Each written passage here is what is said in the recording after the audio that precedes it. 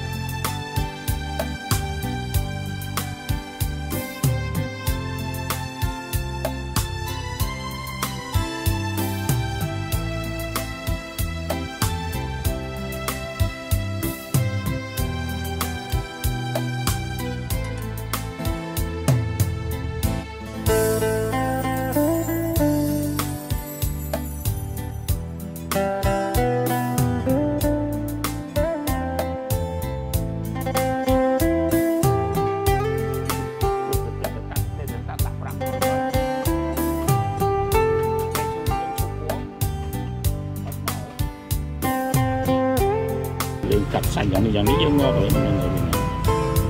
ตึง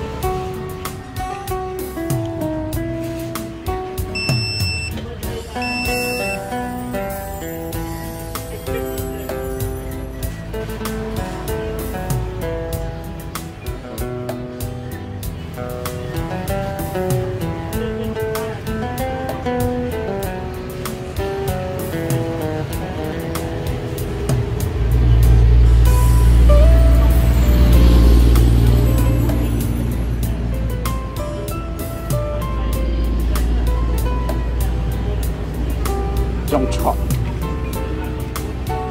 hai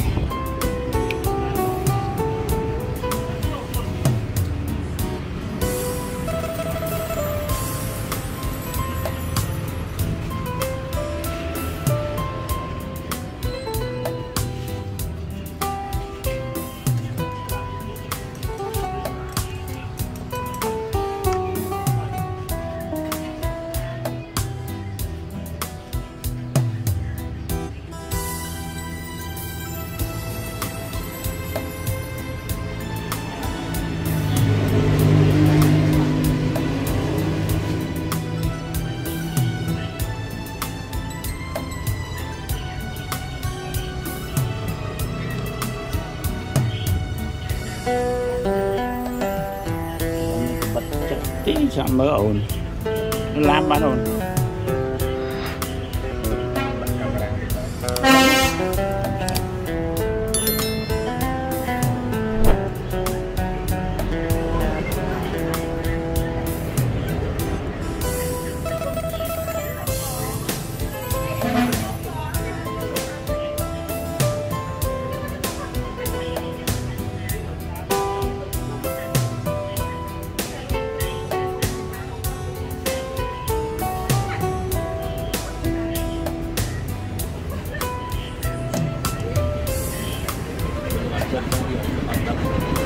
việc của chị này nó tây rồi nó về dân vô bàn rồi cái lấy nó về đêm về mát rồi mát tới dân đặt lấy tới về sụp vô cầm đạo dân ở lính tao với nhá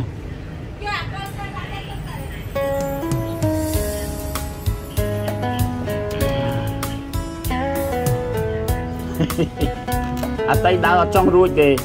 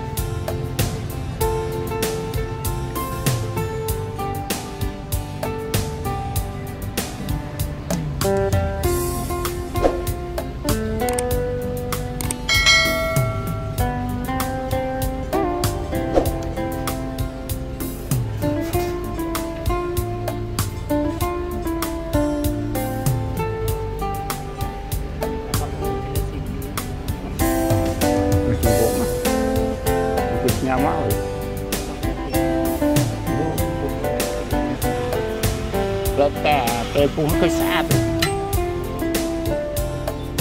mình cái này hay rồi mà nó băng được tu sắp đôi cho nó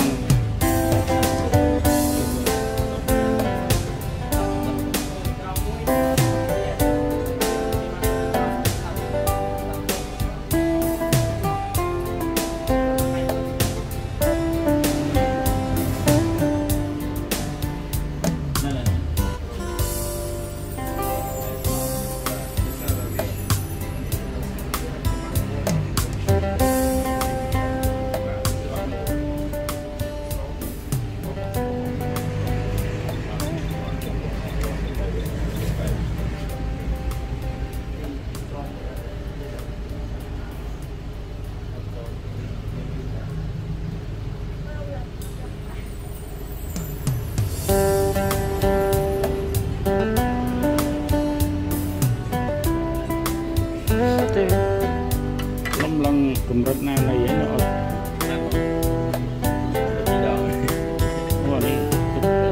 bây giờ sam sắp đi rồi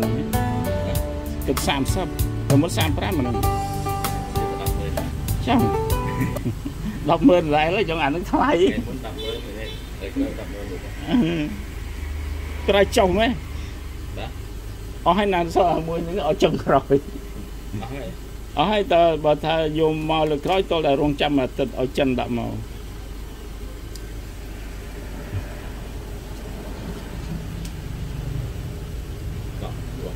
là ông con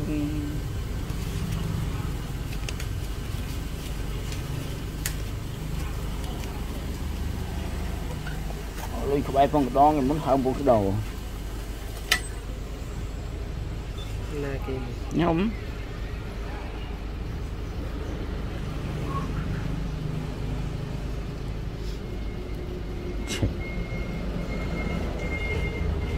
riêng bị mê rồi biết vậy đây chẳng chẳng người ta rồi mày ở field school thì nhỏ đây lắm rồi mình thương cái số cũng đau với thêm trong chứ mà lọt ta khăn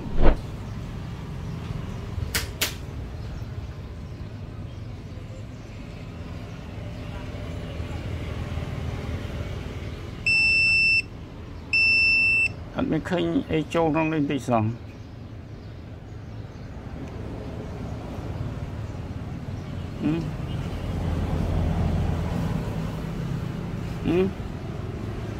trường thông thông á phải gì mấy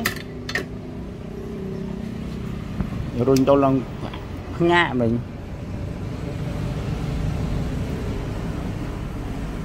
cái sâu cũng đào mong thưa test tiết ra ôn ơi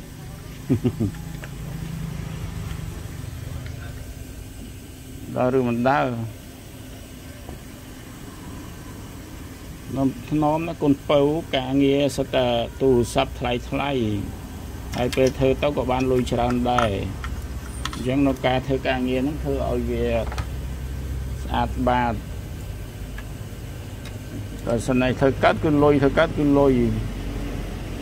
แต่ไม่โยนไม่โตมาครั้งนี้โตบัดชิโรได้หรือว่าโตเก่งๆสำหรับเป็นโตวุบ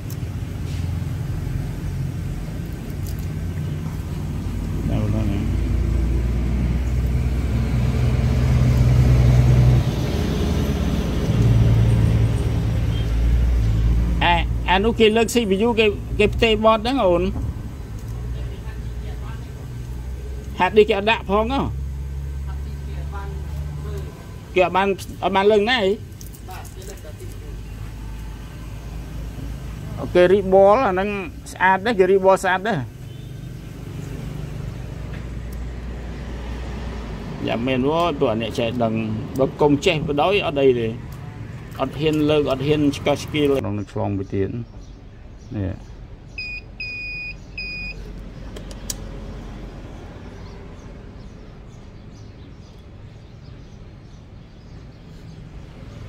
để xuống chồng còn hết phén nó bị xong con nong nó còn đừng đi con nong vừa như nó con nong năng ấy bạch xong con nong nó mấy cờ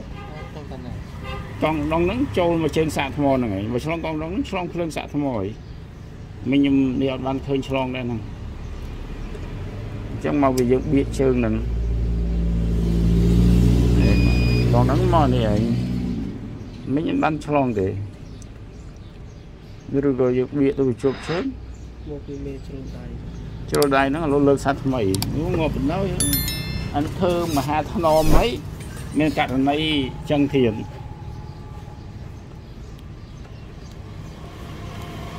Gen now full working. Wow, best. Thank you so much for watching.